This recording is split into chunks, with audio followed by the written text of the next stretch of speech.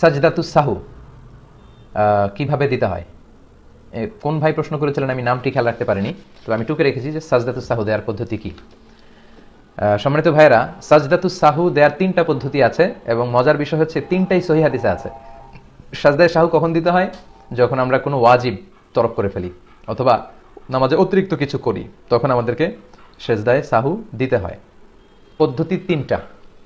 প্রথম পদ্ধতি, বাংলাদেশে আপনারা যেভাবে শিখেছেন, যেভাবে আদায় করেন ঠিক সেভাবে, অর্থাৎ শেষ বৈঠকে আত্তাহিয়াতু পরে ডান দিকে এক সালাম, আসসালামু আলাইকুম রাহমাতুল্লাহ, তারপর দুটি সেজদা, আল্লাহু আকবার বলে সেজদা দিয়ে বসে, তারপরে আপনি সেজদা দিয়ে বসে আপনি আবার তাহিয়াত, দুরুদ এবং দোয়া মাসুরা পরে সালাম ফিরিয়ে নামাজ শেষ করবেন। এটা বাংলাদেশে এস্টাবলিশড, সবাই প্র্যাকটিস করে, এটা সহিহ হাদিসে আছে, কোনো সমস্যা নেই, করতে পারেন।